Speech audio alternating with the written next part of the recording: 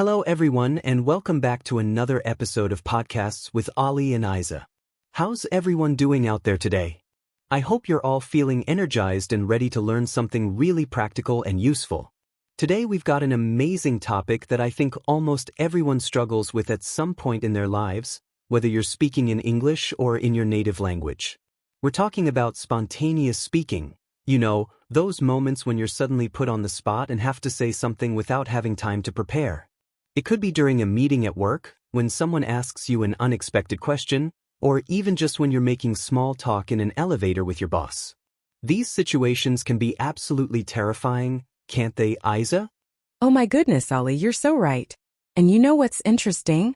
I was just thinking about this the other day because I had this experience at a family gathering where my uncle suddenly asked me to explain what I do for work to all his friends, and I just froze. My mind went completely blank even though I talk about my job all the time. It's like when you're unprepared and everyone's looking at you. Your brain just decides to take a vacation, right? And for our listeners who are learning English, imagine how much more challenging this becomes when you're trying to communicate in a language that isn't your mother tongue. You've got the added pressure of worrying about grammar, vocabulary, pronunciation, and on top of all that, you're nervous about the situation itself. So today we're going to dive deep into why these moments feel so stressful and, more importantly, what we can actually do about it. We'll share some really practical techniques that can help you feel more confident and comfortable when you need to speak spontaneously. Exactly. And before we get into all the solutions and techniques, I think it's really important to understand why our bodies and minds react the way they do in these situations. So let's talk about anxiety first. Have you ever noticed what happens to your body when you're nervous about speaking in front of people? Your heart starts racing, your palms might get sweaty, maybe you feel your face getting hot or you start to shake a little bit. Some people even feel like they can't breathe properly. All of these reactions are completely normal and natural. They're part of what scientists call the fight or flight response. This is actually hardwired into us as human beings. It's an ancient survival mechanism that goes back to when our ancestors needed to react quickly to dangerous situations, like encountering a wild animal. When your brain perceives a threat, it floods your body with adrenaline to prepare you to either fight the danger or run away from it. Now, of course, giving a presentation or answering a question in a meeting isn't actually life-threatening, but our brains sometimes interpret these social situations as threats because we're worried about our reputation, our status, or how others will judge us. That's such a fascinating point, and it really helps to know that these physical reactions aren't just happening to us individually. They're happening to literally everyone. When you understand that your racing heartbeat and sweaty palms are just your body trying to protect you, it somehow feels less embarrassing, doesn't it? But here's the good news that I want all our listeners to understand. Even though anxiety is a natural part of being human, there are absolutely things we can do to manage it.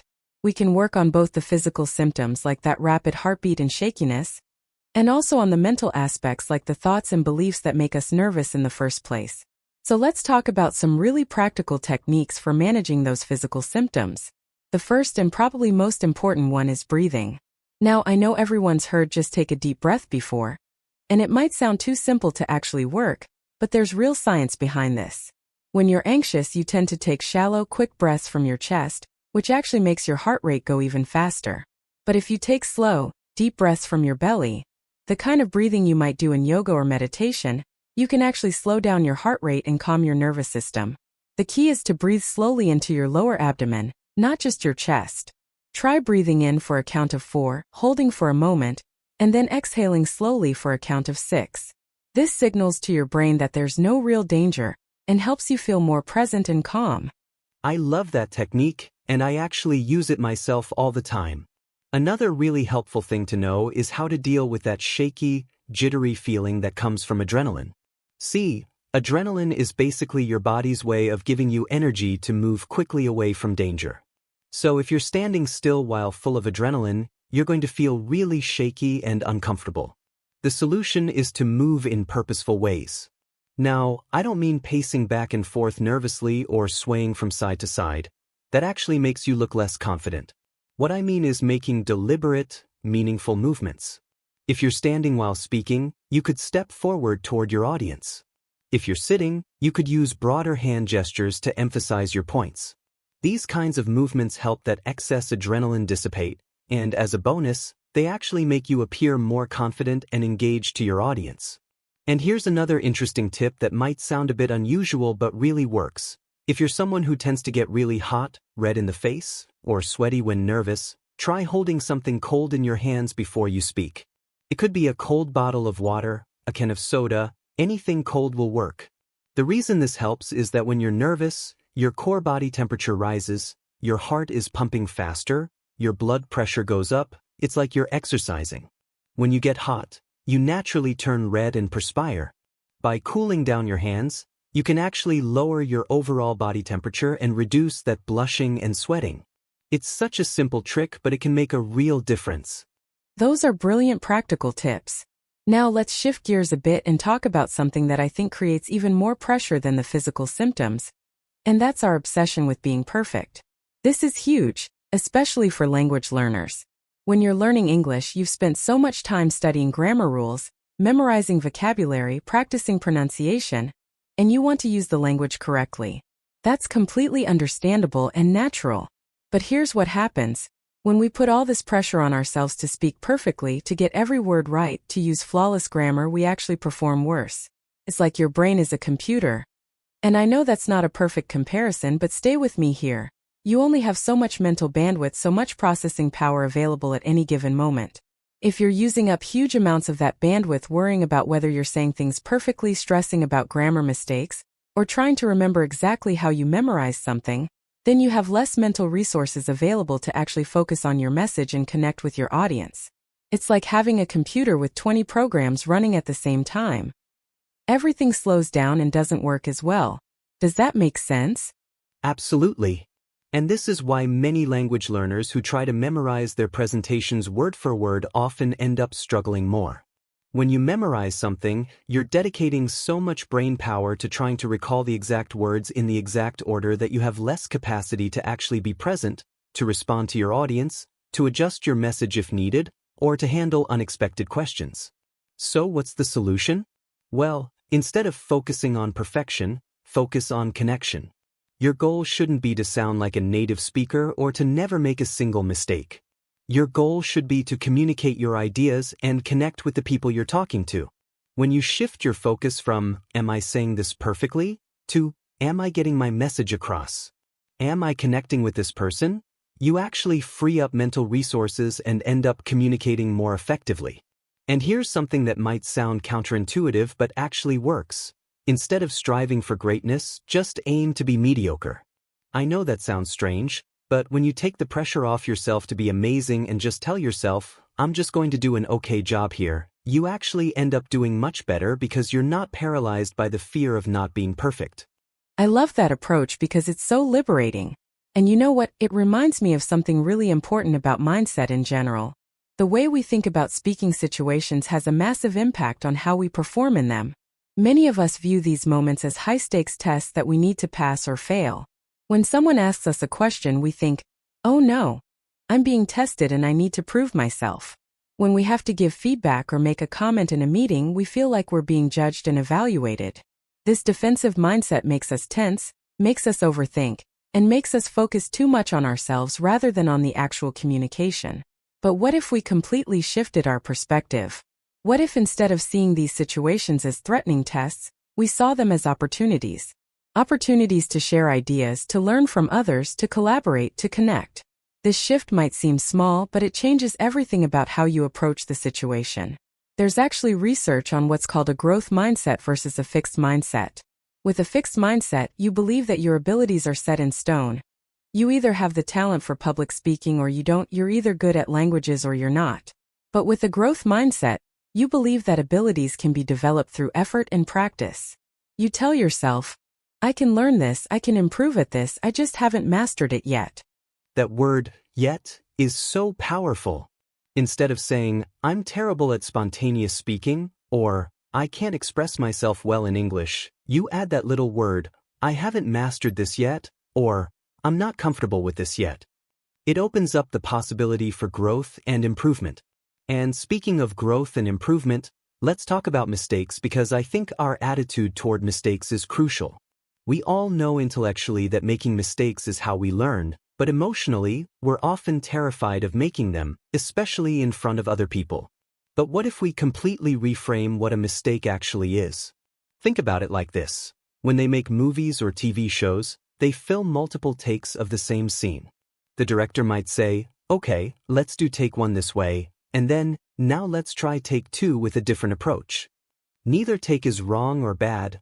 They're just different versions, different attempts at achieving the goal. We can apply this same thinking to our communication. If you try to explain something and it doesn't come out quite right, don't think of it as a failure or a mistake. Just think, okay, that was take 1, let me try take 2, and rephrase it differently. Maybe the first time you tried to explain it very technically, so for take 2, you tell a story or use an analogy. This removes the shame and judgment from making mistakes and turns them into just different attempts at communication. I really appreciate that perspective because it's much healthier and more productive than beating ourselves up over every little error. And you know what's interesting? Even world-class experts and performers make mistakes and embrace them as part of their process. There's a famous musician who said that music doesn't really come alive until he makes his first mistake. And this is someone at the absolute top of his field. If someone that accomplished and talented still makes mistakes and actually looks for them as opportunities, then surely we can give ourselves permission to make mistakes too. Now let's talk about another crucial element of good communication that often gets overlooked when we're so focused on speaking: listening. Being a great spontaneous speaker isn't just about what comes out of your mouth. It's also about how well you listen and understand what's actually being asked of you, or what's needed in the moment. Most of us are not very good listeners. We listen just enough to get the basic idea of what someone is saying, and then we immediately start planning our response in our heads. We're rehearsing what we're going to say, or we're judging what they said, or we're thinking about something completely different. But really effective listening means being fully present and trying to understand not just the words someone is saying, but the real meaning and intention behind those words. Are they looking for a solution to a problem? Do they want your advice? Or do they just need empathy and someone to understand their feelings?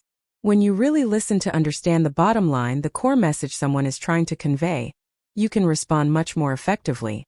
And there's also something called active listening, which means not just listening in your head but showing the other person that you're listening through your body language and verbal responses. You maintain appropriate eye contact. You nod to show understanding. You might lean forward slightly to show you're engaged. And one really powerful technique is paraphrasing. Basically, you summarize back to the person what you heard them say. For example, you might say, "So if I understand correctly, you're saying that the main challenge is..." And then you restate their point in your own words.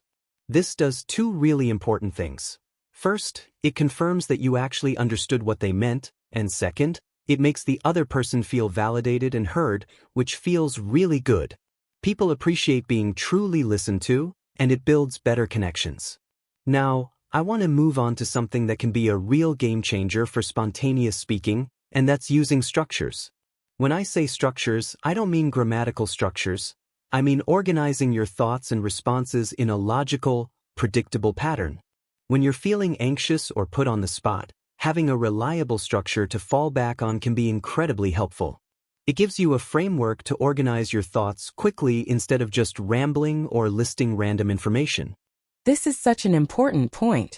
Think about it this way. When people just list information without any structure or organization, it's really hard for the listener to take it all in and remember it. Our brains aren't designed to remember long lists of unconnected facts. But when information is packaged in a logical structure, it's much easier to understand and remember. This is especially important when you're speaking to non-native speakers, or when you're speaking in your second language. A clear structure helps everyone follow along better. There are lots of different structures you can use depending on the situation. For example, many advertisements use a problem-solution-benefit structure. They present a problem, offer their product as the solution, and then explain the benefits you'll get. But one of my favorite structures because it's so versatile and easy to remember is called "What so what now what?"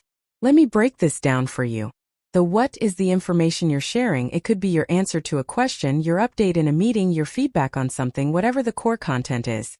The so what is why this information matters to the people you're talking to. Why should they care about what you just told them? And then now what is what comes next, what action should be taken, what are the next steps, what should people do with this information? That's such a clear and practical structure. And the beautiful thing about it is that once you start practicing it, it becomes almost automatic.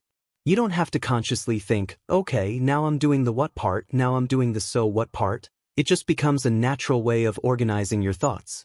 Here's how you can practice this. Whenever you finish reading an article, listening to a podcast like this one, or watching a video, stop for a moment and ask yourself these 3 questions. What was that about? Why does it matter to me? What can I do with that information? By doing this reflection, you're accomplishing 2 things. First, you're actually going to remember the content better because research shows we remember things better when we actively think about them and process them after learning them. And second, you're drilling this structure into your brain so it becomes more natural and automatic. If you do this exercise just a couple of times a day for a week or 2, you'll find that this structure starts to come naturally when you need to speak spontaneously. I think that's excellent advice for practice. One thing I want to emphasize before we wrap up is that all of these techniques and strategies we've discussed today, the breathing exercises, the mindset shifts, the communication structures, they all require practice to become effective. It's just like learning a musical instrument or training for a sport. You can't expect to read about these techniques once and then magically be amazing at spontaneous speaking. You need to actually practice them, try them out in real situations, reflect on what worked and what didn't, and keep refining your approach. And that's completely okay. It's part of the learning process. Even people who seem incredibly natural and confident at public speaking have practiced extensively. Those keynote speakers you see at conferences, those TED Talk presenters who seem so smooth and polished, they've rehearsed those presentations dozens or even hundreds of times. So don't compare your spontaneous, unrehearsed speaking to someone's highly practiced and polished performance. That's not a fair comparison. That's such an important reminder. And I think we also need to be kind to ourselves about the physical symptoms of anxiety. Whether it's blushing, sweating, shaking, or whatever your particular response is, remember that these are normal human reactions. Most people are much more focused on what you're saying than on whether your face is a bit red or your hand is slightly shaking. We tend to be much harsher judges of ourselves than others are. And here's the thing. Every single person experiences some form of nervousness when speaking, even people who seem incredibly confident. The difference is that experienced speakers have learned to manage their anxiety and not let it stop them from communicating effectively. They've learned to focus on their message and their audience rather than on their own discomfort. And you can learn to do this too. It takes time, it takes practice, it takes patience with yourself, but it absolutely is possible. Start small, practice these techniques in low-pressure situations first, like when you're chatting with friends or participating in a casual conversation. As you get more comfortable, gradually work your way up to higher-pressure situations. And remember, the goal is not to eliminate all nervousness or to speak perfectly every single time. The goal is to communicate effectively, to connect with people, to share your ideas and contribute to conversations. If you make grammatical mistakes along the way, that's fine. If you have to pause and gather your thoughts, that's fine. If you need to rephrase something because it didn't come out quite right the first time, that's fine too. All of these things are part of natural human communication. So to summarize what we've covered today, first, understand that anxiety in speaking situations is a normal human response, but you can manage both the physical symptoms and the mental aspects that cause nervousness. Use techniques like deep breathing, purposeful movement, and cooling yourself down. Second, shift your focus from perfection to connection. Don't aim to be flawless. Aim to communicate your message and build understanding with your audience. Third, adopt a growth mindset. Tell yourself, I haven't mastered this yet, instead of, I'm just not good at this. See mistakes as different takes, as opportunities to try again with a different approach. Fourth, practice active listening so you truly understand what's needed in each communication situation. And fifth, use clear structures like what so what now what to organize your thoughts quickly and make your communication easier for others to follow. Those are fantastic takeaways. And to all our listeners out there, we really hope this episode has given you some practical tools and perspectives that you can use to feel more confident in spontaneous speaking situations.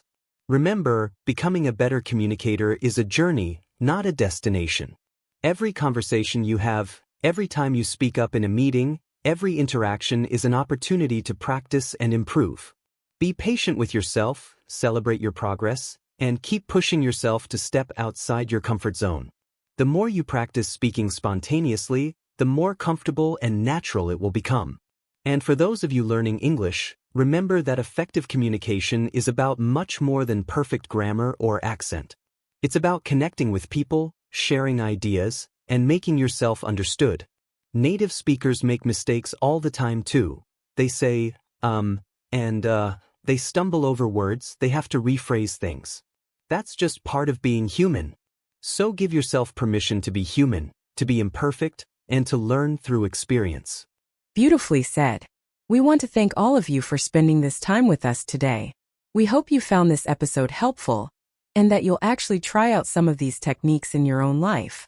If you enjoyed this episode, please share it with your friends who might also benefit from these tips. And we'd love to hear from you. Leave us a comment telling us about your own experiences with spontaneous speaking. What situations make you most nervous? Which of these techniques are you excited to try? Have you discovered any strategies of your own that work well for you? We read all the comments and we learn so much from your experiences and perspectives. Until next time, keep practicing, keep learning, keep growing, and most importantly, keep communicating. Don't let fear of imperfection stop you from sharing your voice and your ideas with the world. Thanks everyone, and we'll see you in the next episode. Take care and happy learning.